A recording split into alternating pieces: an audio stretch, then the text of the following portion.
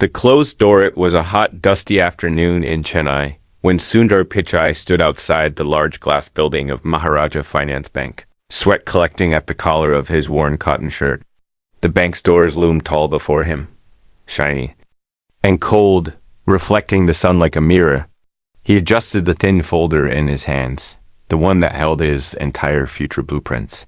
Budget plans, a business model, and a letter of support from his college professor. Everything inside it was neat, carefully organized, and full of dreams. He had rehearsed every word of his pitch the night before, speaking to the mirror in his tiny one-room apartment with the cracked fan above his head. The idea was small, but revolutionary affordable software that could help small businesses in India digitize their inventory and operations. It wasn't flashy, but it could change lives. He believed in it with every breath. As he walked through the bank's revolving door, he could feel eyes turning toward him. Not in curiosity, but judgment. The receptionist barely looked up from her desk. "Yes?" she asked flatly. "I have an appointment with Mr. Raghavan." "A loan manager," Sundar said softly, his voice steady despite the tightness in his chest. She flipped through a register, then gave him a slow, bored nod. "Third floor. Room 307. He thanked her and headed up, clutching the folder like a lifeline. Inside the elevator, he tried to slow his racing heart. This was his chance. He had no backup plan. If this didn't work, he'd have to give up on the dream. He'd already borrowed money from friends to pay his rent. His father had mortgaged a tiny plot of land to help cover Sundar's college tuition. There's no safety net left. When he entered room 307, a middle-aged man with a thick mustache sat behind a wide desk, papers piled high around him. The nameplate read, "Raghavan, Senior Loan Officer." "Sit," the man said curtly. Sundar sat and smiled politely, extending his hand. Raghavan did not take it. Instead, he leaned back, arms crossed. "You're the software guy?" He asked with a raised brow. "Yes, sir. My name is Sundar." "I have a plan I believe could." Raghavan held up a hand. "Look, I've already glanced through your documents. No assets, no steady income. No business history, no collateral. You're a risk." Sundar's smile faltered. "Sir, I understand, but if you'd give me 5 minutes, I can explain how this project." "It won't matter," Raghavan said, his voice like ice. "The bank doesn't throw money into wishful thinking." "It's not wishful," Sundar replied, leaning forward. "I've already coded a prototype.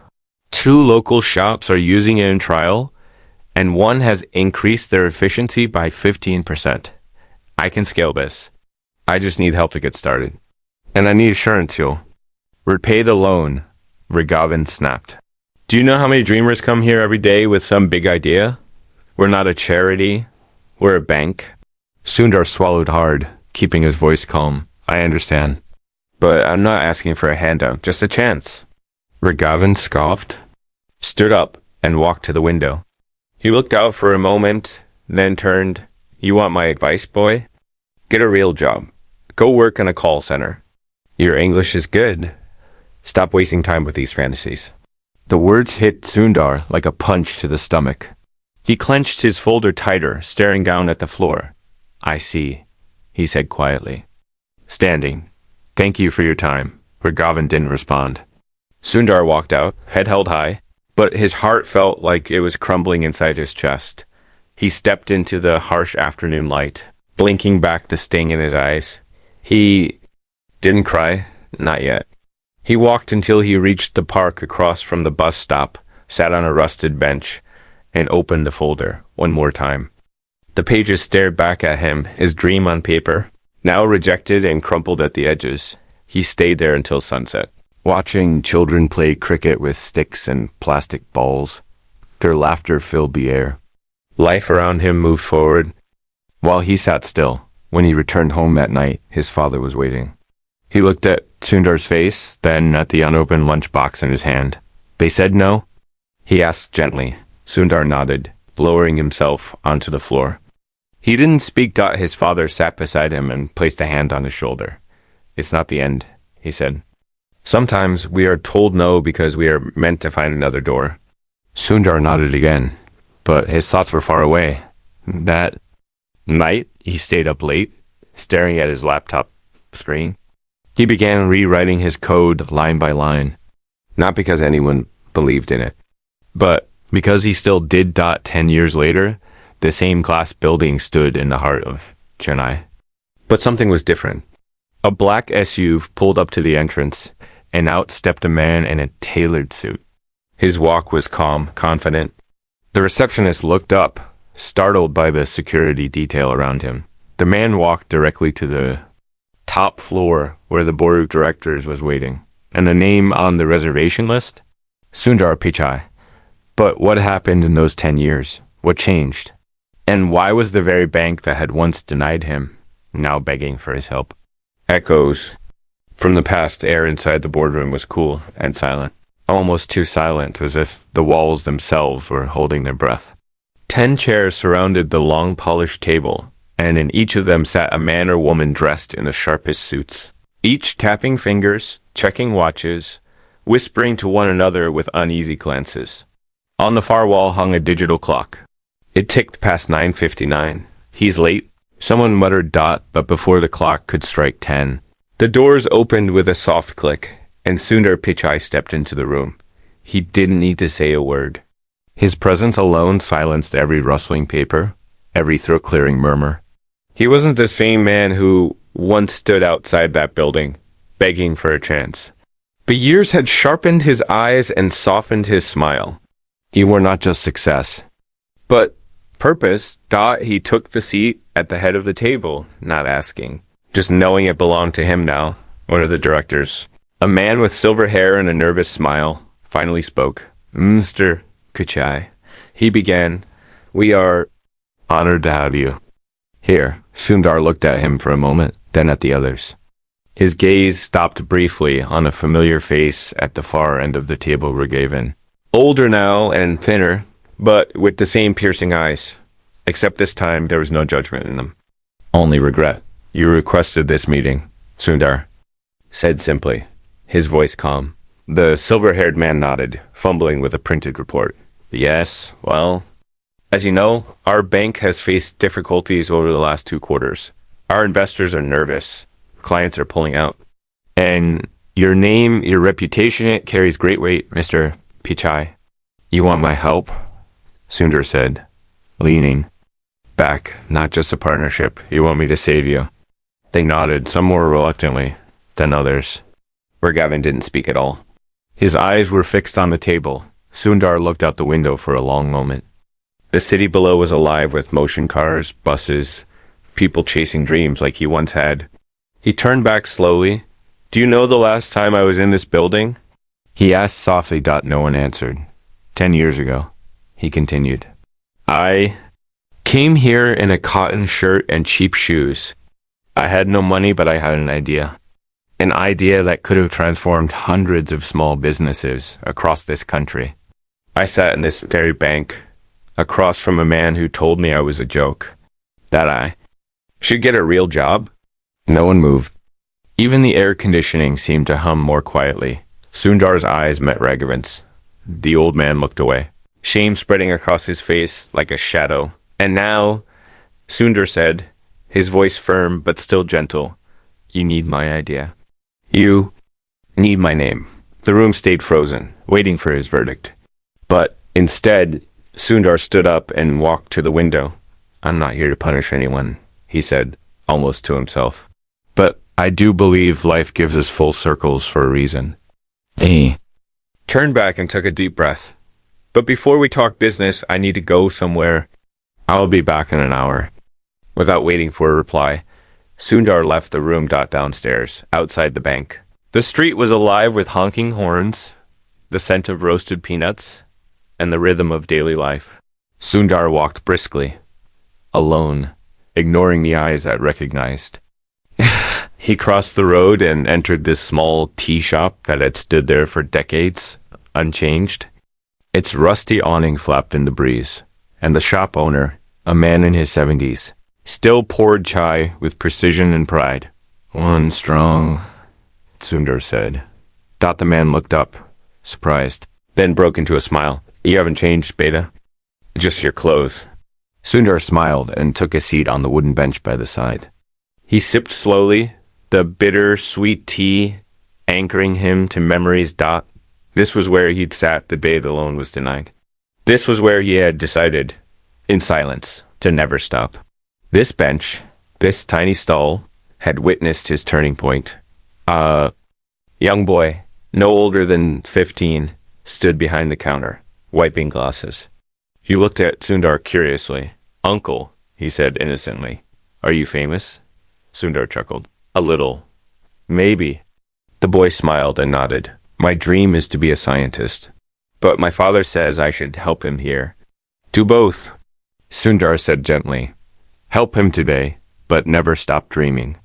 The boy stared at him like he'd just heard something sacred. Before leaving, Sundar reached into his pocket, pulled out a small folded card, and handed it to the old shop owner. If that boy ever wants to study, call this number, he said. I'll take care of it. The old man's eyes misted over. May God bless you, Beta. Sundar nodded and walked away. Back in the boardroom, the tension had returned. Do you think he's coming back? Whispered one director. Raghavan sat quietly in his chair, hands clenched, replaying the past. He remembered that day clearly. Sundar's soft voice, the polite smile, the refusal to beg. He hadn't thought about it in years. Until now, when Sundar returned the room, stood. He motioned them to sit. I've made my decision, he said. But before we move forward, there's one condition. Everyone leaned forward. You must open a new department inside this bank. One dedicated to small entrepreneurs. Low interest, mentorship based, fair risk evaluation. No more dismissing people based on how they dress or where they come from. Silence. Then the silver-haired man cleared his throat. That's a big structural shift. It's the only way, Sundar replied. Because I will not save a system that breaks people. He paused, then added, and one more thing. I want Raghavan to lead it. The room gasped. Raghavan and single quotes as eyes widened. Me? Yes, Sundar said. Because you understand both sides now. And you had 10 years to think about the cost of turning someone away. The old man's voice shook. Why would you trust me with that? Because I believe people can change, Sundar said quietly. And because this isn't about revenge. It's about doing better. For the next Sundar who walks through your door. Emotion rippled through the room like a wave. Some lowered their eyes. Others nodded slowly, respectfully. Deal, the chairman said, extending his hand. But Sundar wasn't done. I don't need the money, he said. What I need is your commitment. To open doors, not close them. He turned to leave, then paused. My team will draw up the terms. If you agree to them fully, then we'll talk investment. As the door closed behind him, Raghavan leaned back in his chair, overwhelmed. His eyes filled with tears. He'd never thought he'd cry. 10 years ago, he had closed the door on a dreamer, and now that same dreamer had just opened 100 more doors for others. But outside the bank, as Sundar stepped into his car, a message lit up his phone. It was from his old friend in Silicon Valley. It simply read, Emergency. We need you back. Something's happened. Sundar's face turned serious, because the past was settled. But the future? It was about to test him like never before. Asterisk the storm across the ocean. The moment Sundar stepped onto the private jet, he knew. Something was wrong. The cabin was unusually quiet. The flight attendant, usually calm and composed, wore a strained smile. She handed him a sealed envelope before he even reached his seat. Sundar glanced at the return label. It was from Rajiv Mira, his closest friend, co-founder, and the man who had stood by him from the first line of code to the billion-dollar empire they built together. He opened it slowly. Inside was a one-page letter, handwritten. Sundar. Things have changed. It's worse than we thought. Our new AI prototype was breached. Data leaked. Accusations are flying. Shareholders are panicking. There's a board meeting in 48 hours. They want to push you out. We need you. Now. Sundar stared at the letter for a long moment. He folded it, tucked it into his inner coat pocket, and closed his eyes. For the first time in years, the man who had kept calm in the face of impossible pressure felt the air around him grow heavier. This wasn't just about code. It wasn't just about trust. It was about everything he had built. Back in Silicon Valley. Storm clouds weren't just gathering in the sky. They were building inside the walls of one of the most powerful tech companies in the world. The news had already leaked to the press. Headlines buzzed across every platform. Data breach at Neural Connect. Sources say internal sabotage suspected. Sundar Pichai's empire under fire. Is the king of code about to fall? AI. Ethics and leadership crisis. Can Neural Connect survive? The streets outside the headquarters were swarmed with reporters. Cameras, microphones, drones hovered like bees hunting for scandal. Inside the building, a different storm raged. Rajiv Mehra paced the hallway of the top floor. His eyes were bloodshot from sleepless nights. The engineers he trusted most were locked in rooms trying to trace the breach. Lawyers were on nonstop calls. Some investors had already begun to pull their funding. And then the elevator DINGED. Sundar stepped out. All eyes turned. His expression was calm, unreadable. But behind that quiet face, a fire had reignited. He had faced rejection. He had faced failure, but betrayal from within. This was new. Rajiv rushed toward him. Thank God you're here. He said, I came the moment I got your message. Sundar replied. They stepped into the private boardroom.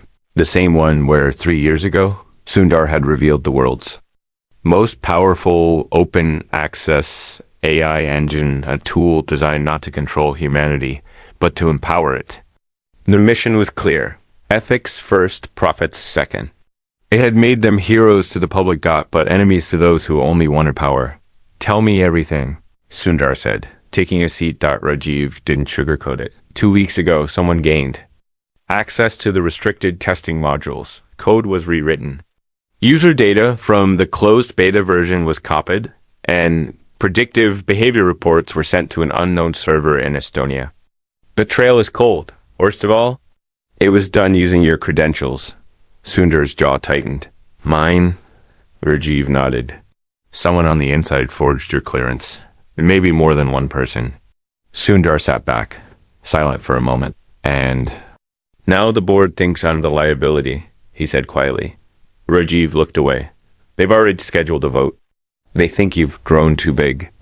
Too slow, that your ethics are outdated. Sundar smiled faintly. Funny, he said. When you try to build something good, the world asks if you're weak. When you compromise, they call it leadership. Rajiv leaned forward.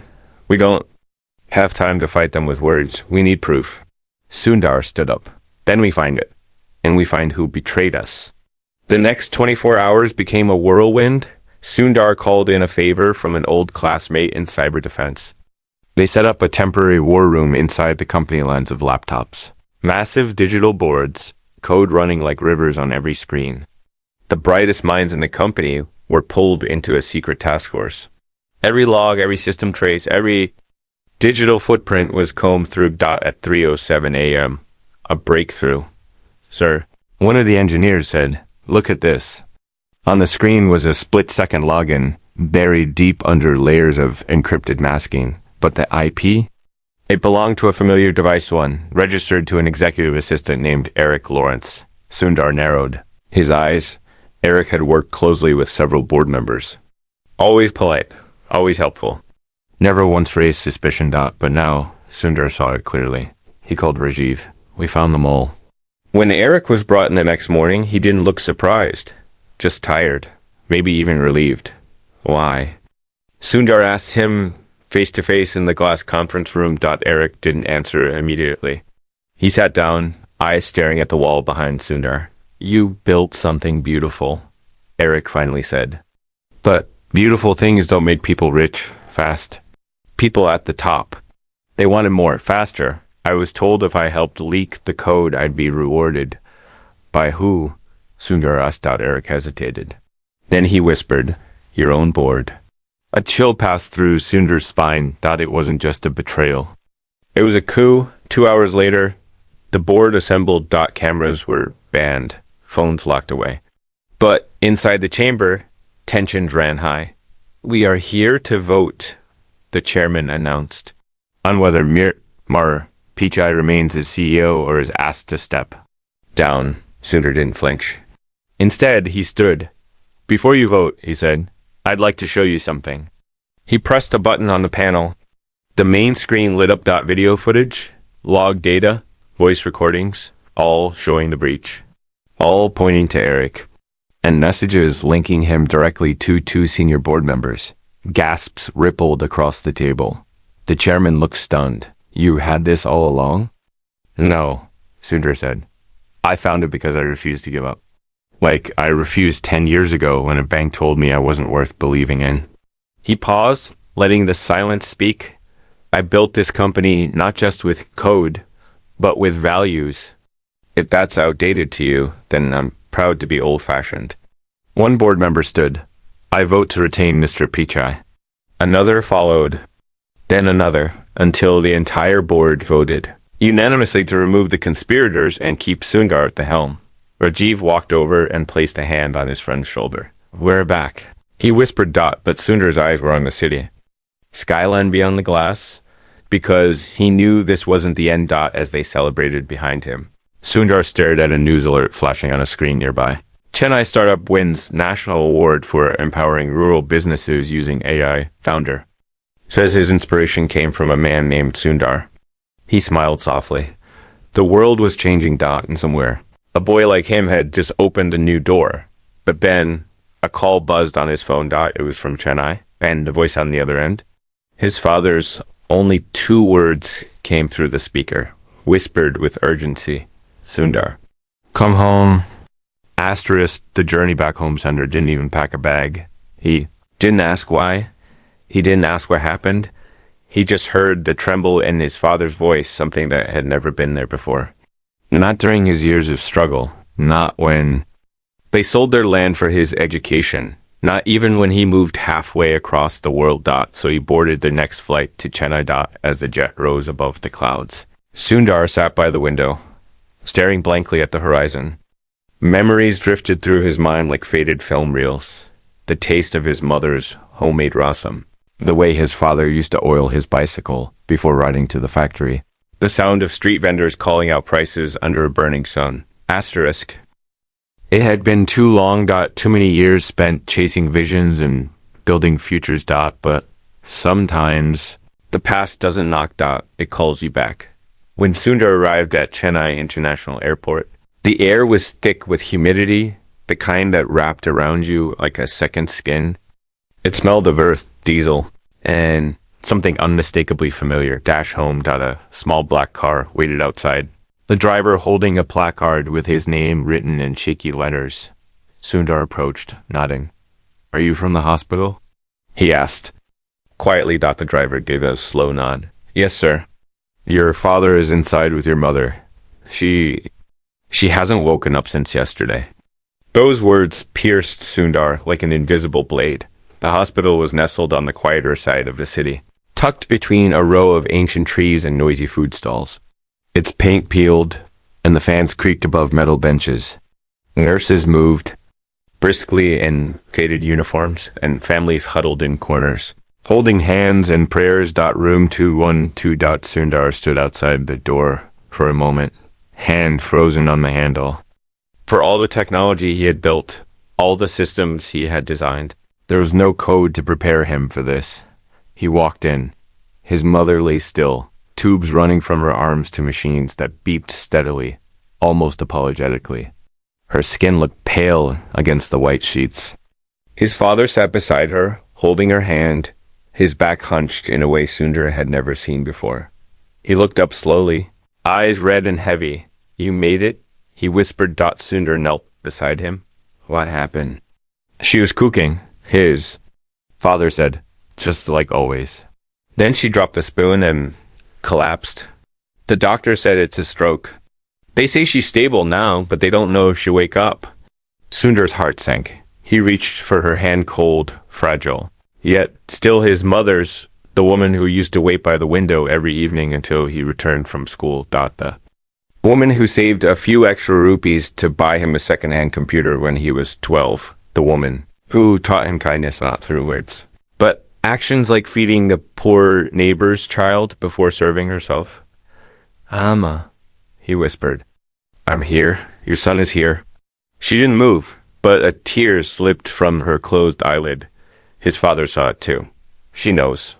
They stayed like that for hours, Sundar, the global CEO, sitting cross-legged on the hospital floor, whispering old lullabies back to the woman who once sang them to him by morning. The doctors confirmed she had passed the critical window. Her condition was stable, but unpredictable. She might wake up in an hour or a week, or not at all. Sundar refused to leave. He canceled all meetings, ignored press requests, turned off his phone. For the first time in years, he let the world run without him.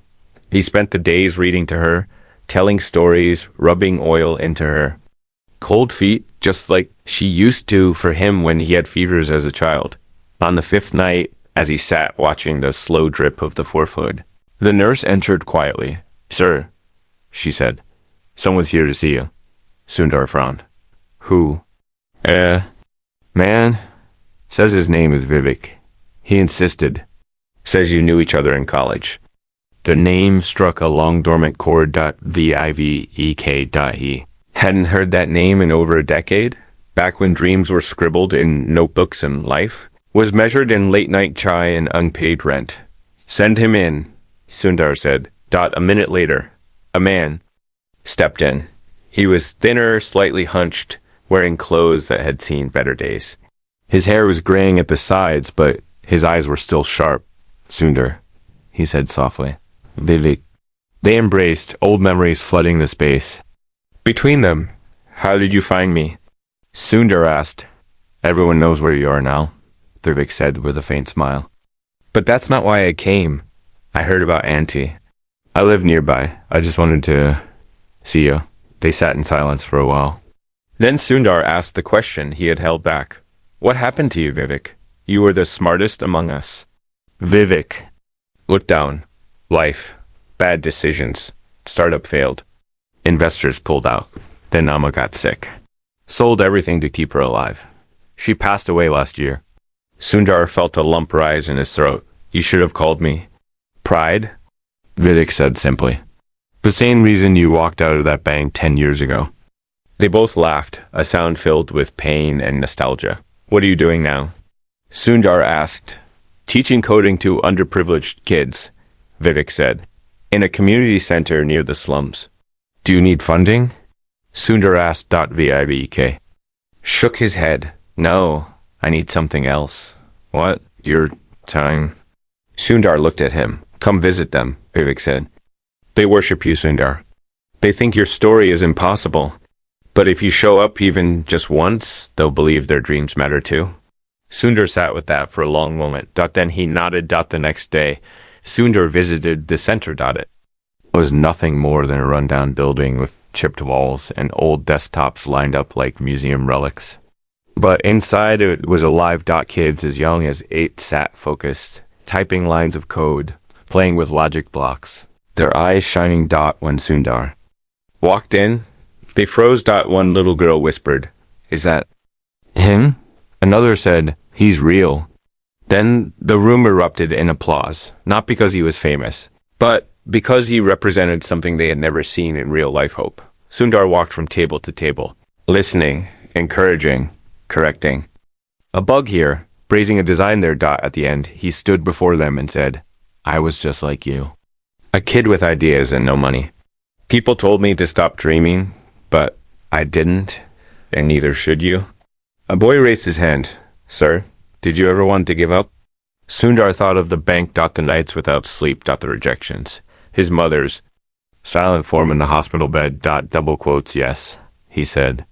But then I remembered who I was doing it for. He looked around the room. And now I'm doing it for you. They cheered. Some cried. And somewhere, deep inside Sundar, a wound that had been there for years finally began to heal. But that night, as he returned to the hospital, his father met him at the door. Sundar, he said breathlessly. She moved her hand. Sundar rushed in. His mother's eyes were fluttering. Then, slowly. They opened. She looked at him, confused. He took her hand and whispered, "Amma, I'm here." A weak smile formed on her lips. And the first word she spoke. "You?" "Came." He nodded, his voice cracking. "I never left." But just as they embraced, his phone buzzed again. It was a call from the bank. This time, not for help. But for an offer that could change India's future forever. Asterisk the blueprint for a better world. Phone buzzed again. Sundar hesitated. His mother's hand was still wrapped around his fingers, her grip weak but present. Her eyes half open and watery held a soft glow, as though she could finally see him clearly again after years of silence. The machines beeped steadily, a rhythm that had become oddly comforting. His father sat in the corner, tears silently running down his cheeks, grateful yet overwhelmed. The room felt still, like the eye of a storm. But outside, life kept knocking. "It's from the bank again," Sundar whispered, showing a screen to his father. "Go," his father said. "We have her now, but they need you." "Are you sure?" His father smiled, tired but proud. "She always said you were born to build. Maybe this is another brick in the world you're still building." Sundar stood slowly, kissed his mother's forehead, and whispered, "I'll be back soon, Amma. Rest." Her eyelids fluttered as though they understood. Back at the bank's corporate tower, the mood was starkly different from the last time Sundar had walked those halls. This time, security didn't hesitate. Receptionists stood the moment he entered. Executives greeted him like a monarch returning from war. But Sundar wasn't there for celebration. He was there to build. As he stepped into the executive lounge, he was met not just by the board members, but by government officials, NGO representatives, and startup incubator leaders, all called in by the bank's new transformation committee, which had been formed after Sundar's last visit. The room was packed with voices, hopes, ideas, and tension. The once arrogant loan officer had changed. Humility now clothed his movements. He no longer walked like a man guarding gates, but like one trying to open them for others. Double quotes Mr. Pichai. He said, with a soft bow, "Thank you for coming. We've been waiting." Sundar nodded and took a seat at the long oval table. "Tell me why you called." A woman from the government ministry leaned forward. "We've seen the impact of your visit. Your words reached everywhere." "And that coding center you visited?" "We received 100 applications in 1 week for new community learning hubs inspired by that model." Another added, "Entrepreneurs from rural areas are reaching out, asking for resources, asking how to access capital. They trust you." Then Raghavan spoke again. "We want to create something new, not a loan, not a favor, but a permanent program, one that levels the field." He pulled out a folder and slid it to Sundar. Inside were blueprints for a nationwide initiative, Project Jan Sankalp. The People's Pledge. It was bold. It proposed opening a new department inside Maharaja Finance Bank, focused entirely on underrepresented entrepreneurs from poor families, women with small enterprises, retired workers starting second careers. Each applicant would be paired with a mentor, given technical support, and offered fair, transparent funding. No more rejections based on shoes or accents. Just ideas and integrity. Sundar scanned the pages slowly, feeling something shift inside. "You want me to lead it?" he asked quietly. "Not lead," Raghavan said. "Build it, the way you built your empire. We'll fund it, we'll run it, but the vision must come from you." Sundar leaned back. He looked around the table at bureaucrats, financiers, changemakers, and he saw what most missed. He saw a rare window. A chance to redesign the foundation that once tried to reject him. "I'll do it," he said. But then he added, "on one condition." "Anything," they replied. "It must start where I was rejected," Sundar said. "The first center must open in Chennai, at the same branch that told me to get a real job." A hush fell over the room. Then slowly, heads nodded. 3 months later, the building was transformed. Where once a cold marble floor had echoed with dismissals and skepticism. Now stood the Jan Sankalp Innovation Hub, brightly lit, walls covered in digital art and handwritten dreams, with a reception desk that greeted every visitor with respect. The opening ceremony was modest. Per Sundar's request, no media frenzy, no red carpet, just him, his parents, his mother now fully recovered, and smiling beside him and the first 20 applicants from across the country. They stood in a circle, each one holding their prototype, their sketchbook. Their passion. Sundar gave a short speech. This isn't just a building, he said. It's a reminder. That door's closed in your face today. May open for hundreds. Tomorrow if you keep pushing. Then he walked through the crowd, speaking to each applicant personally. When he reached a young girl with calloused hands and a nervous smile, she whispered, "Sir, I sell solar-powered lanterns. My village doesn't have electricity. I want to help." "You already are?" Sundar said gently. Outside the center. An old man stood quietly in the shade. RAG8AAN. He hadn't attended the ceremony. He chose to stay behind the scenes, watching from a distance, but Sundar spotted him. He walked over and offered him a chair. "Thank you," Sundar said softly. RAGAVN looked down. "I never imagined you'd forgive me," he whispered. "I didn't do this to erase the past," Sundar said. "I did this to give it purpose." "You've changed the bank," Rigavan said. Double quotes. "No," Sundar replied. "The bank changed me. It reminded me what it feels like to be unseen." They sat together in silence for a while, two men linked by one mistake. And one miracle. Weeks passed. Then months. The Jan Sankalp centers spread first to Delhi, then Kerala, then Rajasthan. Each center carried a quote on the wall from Sundar's original business plan, the one he once carried in a beaten folder. Every idea deserves a listener. Every dream deserves a path. Funding tripled. Success stories multiplied. Families lifted themselves out of poverty through tech, through farming innovations, through digital literacy. But Sundar remained quietly in the background, letting others shine. Until one day, as he was mentoring a boy who had just launched an app for fishermen, he received an invitation. The President of India wanted to meet him. In a grand hall surrounded by national flags. Sundar stood beside global diplomats and industry giants. He was honored not for his wealth, but for the system he helped change. During his speech, he said only this: "I once knocked on a door that didn't open. Today, we are removing those doors." The crowd rose in applause. But Sundar, as always, didn't bask in it. His eyes were already searching for the next wall to break down. But just as the ceremony ended, a familiar voice called from behind. Turned and saw someone he never expected. VIVEK. Double quotes. "What are you doing here?" Sundar asked, shocked. "I came to give you something," Vivek said, holding out a small worn notebook. Sundar opened it.